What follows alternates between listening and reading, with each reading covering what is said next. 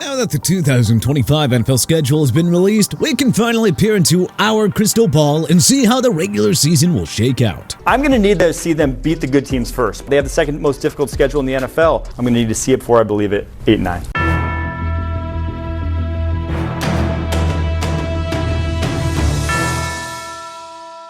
Let's dive right into our way too early 2025 win-loss predictions for all 32 NFL teams. Arizona Cardinals, 8-9. The star-studded Cardinals offense should keep them around in the wildcard race, but Jonathan Gannon's group is merely the fourth best team in its division. Atlanta Falcons, 8-9. Atlanta will need to survive a brutal 6-game slate to open their season, versus Bucs, at Vikings, at Panthers, versus Commanders, versus Bills, and at 49ers. The Falcons have the talent on both sides of the ball to be a playoff team. It simply comes down to the play of second-year QB Michael Penix Jr. Baltimore Ravens, 12-5. Jackson and Derrick Henry will cruise through the regular season, but the real question is if the Ravens will ever break through after yet another crushing playoff loss, this time at the hands of the Buffalo Bills. Well, stay tuned. Buffalo Bills, 13-4. The Bills' four hardest opponents are the Ravens, Chiefs, Bengals, and Eagles. And guess what? Josh Allen gets all of them at home. Sure, they hit 13 wins again, but is that going to be enough to wrestle home field advantage away from the Kansas City Chiefs in the playoffs? Carolina Panthers, 5-12. We want to think that the Panthers will take a leap, especially if Bryce Young finally puts it all together in year 3, but Carolina has a very daunting schedule with only a handful of games against bottom-tier opponents. Chicago Bears, 8-9. If the Bears played in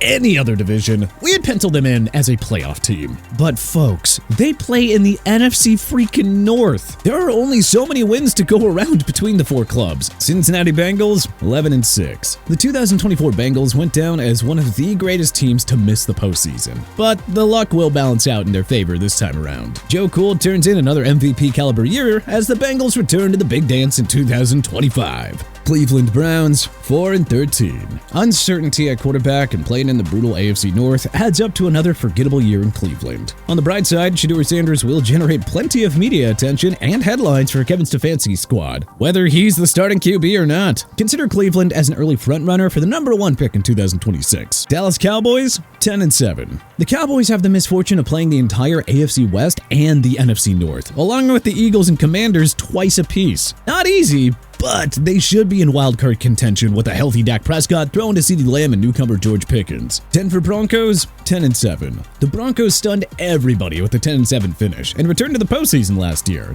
Now we see what the Sean Payton-Bo Nix tandem can do for an encore. The AFC is as tough as ever, but Nix and a stacked defense that added Jahdae Barron and Talanoa Hufanga should keep Denver in the playoff mix yet again. Detroit Lions, 12-5. As great as the Lions were last season, any team needs a lot of luck to win 15 games in the regular season. As stacked as their roster is, we expect fewer wins in the W column this year. Green Bay Packers, 11-6. The Packers won 11 games last season and still only finished third in the NFC North. Playing in football's toughest division means that it'll be hard to improve last year's win total. But a healthy Jordan Love and the arrival of prized rookie Matthew Golden keep the Packers in the tier of NFC Super Bowl contenders. Houston Texans, 10-7. The Texans remain far and away the most complete team in the AFC South and should have very little issue cruising to a third straight division crown. Beating up on their divisional foes will help the win count, but we're worried about a schedule that features the AFC West, NFC West, plus the Ravens and Bills. Indianapolis Colts, 6-11. The Colts have the talent to be a playoff contender, but it comes down to the performance of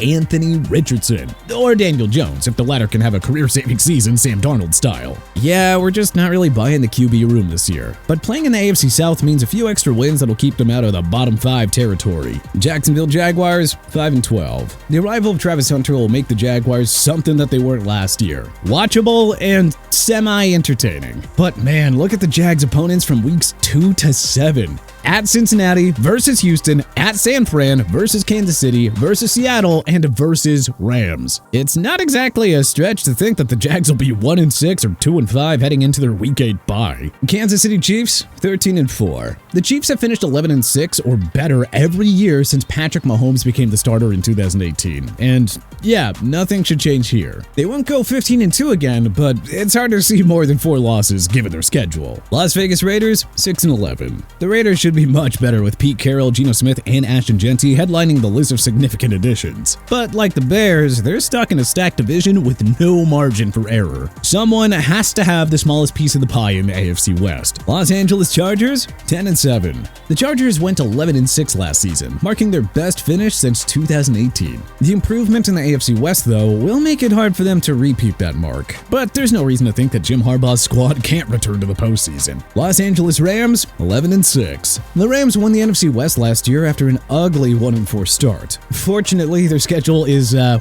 lot more manageable this year, especially coming out of their Week 7 bye. An elite young defense and the arrival of Devontae Adams should push the Rams to their best finish since 2021, as well as another division crown. Miami Dolphins, 8-9. If Tua Tagovailoa stays healthy and if Tyreek Hill is indeed committed to Miami, then maybe the Dolphins will return to the postseason. Those are 2 big ifs though, and we don't think GM Chris Grier did enough to improve a roster that lost a lot more talent than it gained this offseason. Minnesota Vikings, 10-7. The Vikings should be a playoff team in 2025, but coming anywhere close to last year's stunning 14-win season under Sam Darnold is asking for far too much. Not sure how JJ McCarthy will fare as a rookie, and the Vikings won't sweep the Bears and Packers again. The star power on both sides of the ball will keep many in the playoff picture, but regression is inevitable. New England Patriots, 6-11. Few teams upgraded their roster as well as the Patriots this offseason. But remember, Rome wasn't built in a single day. Mike Vrabel needs time to get his young and inexperienced roster to buy into his bully ball system. But on the bright side, the Patriots will actually be fun to watch this year. New Orleans Saints, 3-14. The Saints are our early guess to win the first overall pick in 2026. And truth be told, there's really no second thought to it. This team was bad enough last year with veteran quarterback Derek Carr behind center. His unexpected retirement leaves them with Spencer Rattler and little-known rookie Tyler Shuck. Yeah, good luck with that. New York Giants, 4-13. Russell Wilson, Jameis Winston, and rookie Jackson Dart make up a better QB room than anything the Giants have had since Eli Manning's retirement. But still, look at their schedule. How many winnable games do you actually see here? They could very well have no more than 2 wins by the time they hit their Week 14 bye. I'm sorry, but the talent level just isn't there for Big Blue to surprise us the way that they did in 2022. New York Jets, 5-12. We think the Jets made the right move to pull the plug on the Aaron Rodgers experiment, but short-term pain is necessary before they contend again in the AFC. This is about buying into the system and culture of rookie head coach Aaron Glenn. The time for him and first-year GM Darren Muji go all in will come, but this is a year of growing pains for a new-look Jets team trying to move past the disastrous Rodgers era. Philadelphia Eagles, 12-5. The defending champs will have a heck of a time repeating last year's 14-win total. They have a daunting schedule to kick off the season with 5 games against 2024 playoff teams over the first 7 weeks. To us, it's between Philly, Detroit, Green Bay, and the Rams for the NFC's top seed. You know, not that the Eagles need it as badly as those clubs, though. Pittsburgh Steelers,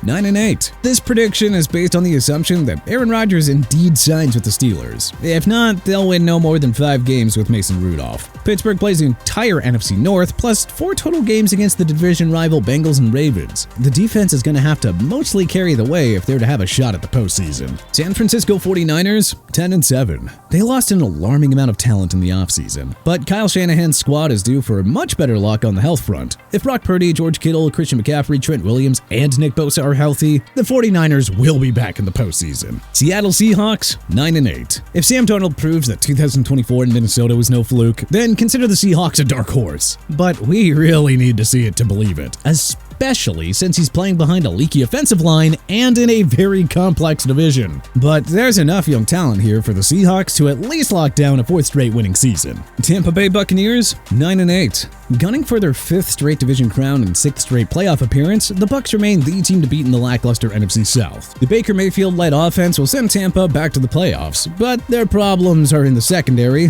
and that'll likely hold them back from making the jump to Super Bowl contender. Tennessee Titans, 3-14. The Titans made the right choice to take Cam Ward with the first overall pick, but, they didn't really make many notable splashes in free agency in order to upgrade the roster. They're taking their time rebuilding a flawed roster around Ward, and a year of growing pains is going to be necessary for Brian Callahan's group. Washington Commanders, 11-6. No reason to think that 2024 was a fluke. Jaden Daniels is the real deal. The winning culture has been firmly established under Dan Quinn and Adam Peters, with Dan Snyder long gone. Washington's surprise run to the NFC Championship game last season was only the start of something very special. But hey, who do you think will finish with the best and worst records in the NFL in 2025? Let us know in the comment section below. If you like this video and learned a thing or two, then clicking the like button helps us out a ton. And you know, we really appreciate it. If this is your first time coming around to TPS though, then subscribing is a great idea, because we put out videos like this every single day. But as always, thanks for watching, and we'll see you guys next time.